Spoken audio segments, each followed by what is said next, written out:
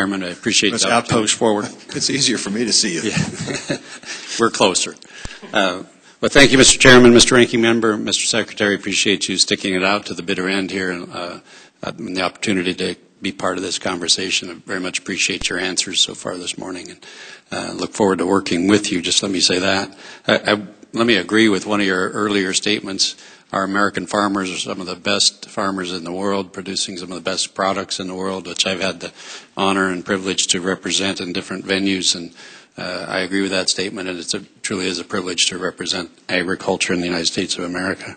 Having said that, let me add to what some of my other colleagues are talking about as far as the labor dispute we are experiencing on the West Coast ports. Being from the state of Washington, this is a huge issue for us. If we can produce the best products and can't get them to our markets, what good is that? And just to personalize this a little bit, some of my friends, my farmer friends, are experiencing potential bankruptcies because of the slowdown at the ports, because of the labor disputes. We are seeing, as you know, in Washington State, we have a record apple crop this year, which we had plenty of challenges marketing even without the labor problems. So that's causing a huge upheaval in the apple industry. We're seeing layoffs of people at warehouses, so loss of jobs. I'm seeing a tremendous loss in opportunities when it comes to marketing those apples in Asia, or some of our primary markets. We just can't get the fruit there at particular times, like the Chinese New Year, which is a huge marketing window for us. We're losing. Daily I'm hearing stories about the hardships people are facing. Organic poultry producers are unable to get organic feed grains and are at the risk of losing their certification. So just huge implications all up and down the agricultural sector. As you know, Washington State is a very, I hate to use the word dependent, but we are very involved in exports. At least 30% of our crops are exported, but on some commodities it's upwards of 90% when you're talking about hops or wheat, potatoes 40%. It's a huge part of our economy. From a little different perspective, investments in MAP dollars, certainly the Foreign Agricultural Service, trade partnerships, all those things add up to just a huge investment in this area. And so I guess my question is, how can we help you? I know you've been a tremendous advocate, and that's something that we would really like to get to the bottom of and see a positive outcome. Well, Congressman, I think you've helped producers in your area and producers who are impacted by this by the series of questions that have been raised here, because obviously that's been a focus of our conversation here today, and that will obviously be reported, and that will strengthen the resolve that we have to try to put appropriate pressure on both sides to whatever differences they have to work them out, because there are real people being affected in a real way by all of this, and it's not just the people around the negotiating table who get impacted.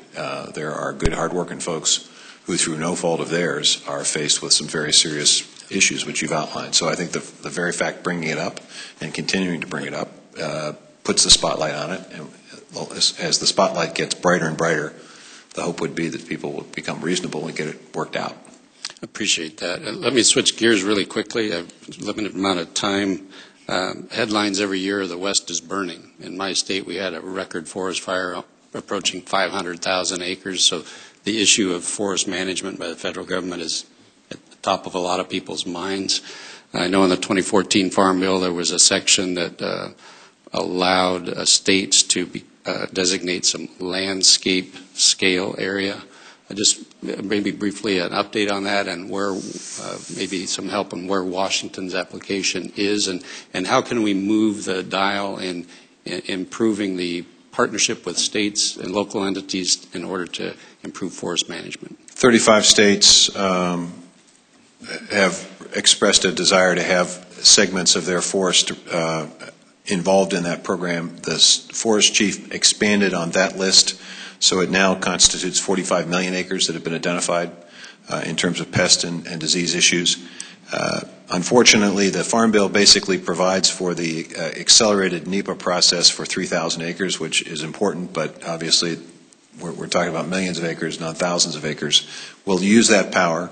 The other thing the Forest Service has done is they've created a large-scale NEPA where they're basically taking a look at large-scale landscapes, doing a NEPA analysis for the large scale, which means that when individual projects come up, the time it takes to do the NEPA analysis that's required for the project will be less. So we're trying to figure out ways in which, by using a large-scale effort, we can reduce the amount of time overall to get projects.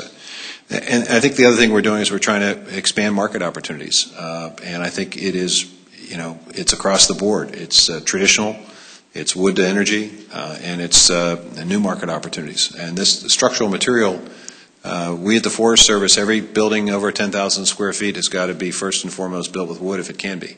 That's sort of a directive that we've provided as part of a green building initiative. So there are a number of things we're doing in that space.